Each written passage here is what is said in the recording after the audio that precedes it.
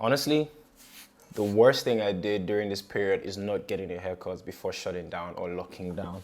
Like, my hairline is messed up. Bruh, just look at this mess. Hey guys, I hope everybody's fine. I hope everybody's doing well. And for those that are just coming back into the country, I hope you guys are self-isolating and everybody else is practicing social distancing. Now, the coronavirus is real and we as human beings have a responsibility to our friends and families by staying indoors and not going anywhere. Now, I know in Nigeria it's pretty hard to do that, but we need to survive and we need to get past this. Other ways we can do this is by washing our hands for 20 seconds, coupled with hand sanitizers and just practicing social distancing. I'm gonna say that a couple times in this video.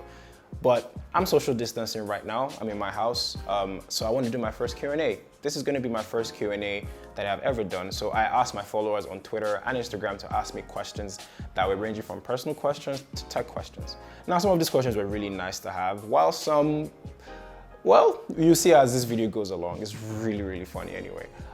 So the hashtag is #KJOS, so let's get into it and see if I can answer all questions in good time.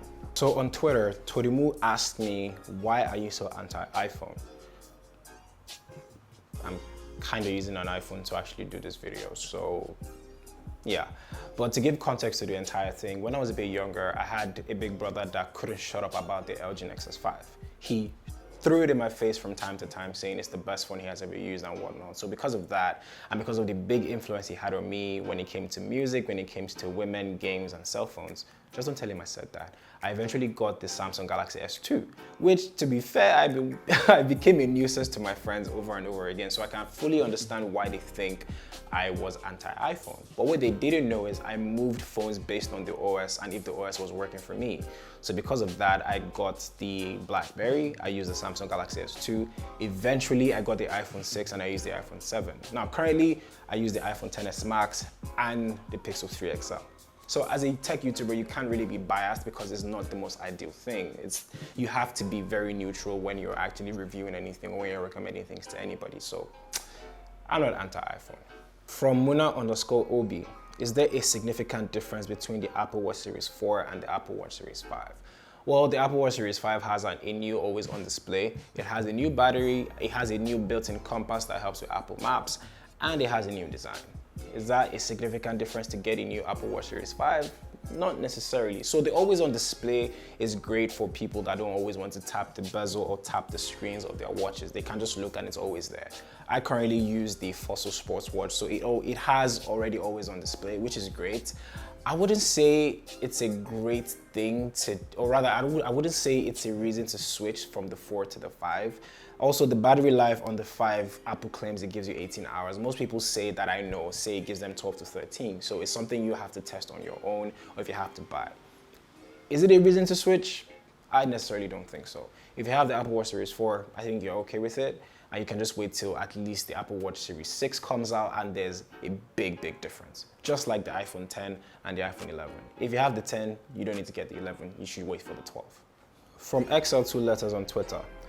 If I have between 100,000 Naira and 150,000 Naira, which phone would you advise me to buy right now in the market? So first of all, that money is between $250 to $380. And you can do two things with that amount of money. One, you can buy a brand new mid-range phone, or you can buy a used flagship. Now, on the flagship level, you can buy the Samsung Galaxy S10, you can buy the iPhone 8, and you can buy the iPhone 10. Now, on the brand new mid-range level, you can buy the Samsung A80 or A90, or you can go ahead and buy the Oppo Reno 2F. Now, these are great phones to have, and the average smartphone user just wants to have a phone that has a good battery, a good camera, and phones that can actually play games. And these phones I mentioned can do these things. So these are the phones I recommend to you. So Instagram questions are pretty much anonymous, so I'm not really going to mention anybody's name unless they give me permission to. So one user asked me, apart from your phone, what's your most essential tech device? So I covered this at the end of 2019 when I actually released my top tech in 2019. You can check that video out right up there. Basically, my PS5, oh, I'm actually in the future, sorry. My PS4 and my laptop are the two essential things I need right now, especially in these times where we are asked to actually stay indoors right now. So my PS4 and my laptop are the two things. For my PS4, I play FIFA mostly, and I play Call of Duty, and I play Titanfall 2. And again, just like I put in my video back in 2019, if you can play FIFA, please add me up. I am ready to play somebody that is worth a challenge in my life. I've beaten everybody I've played.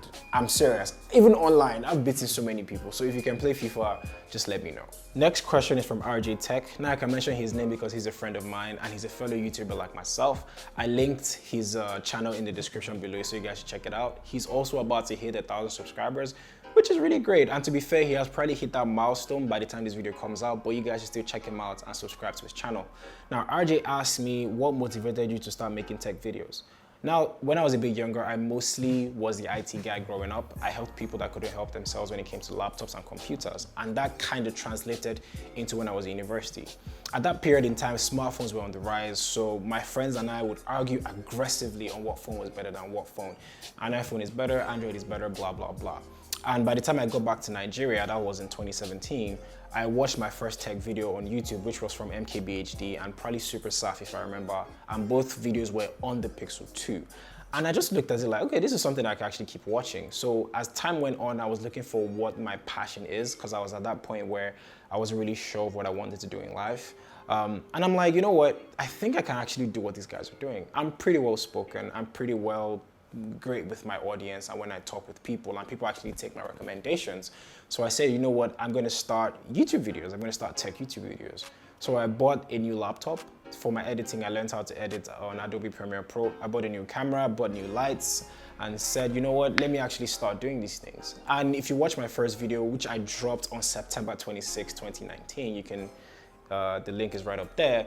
You can see that my first video is probably my worst video. Everybody's first video is their worst video when they actually start growing in their YouTube career. So that was how I got into YouTube. It's been a great journey, and I just want to thank everybody that has helped me along the way.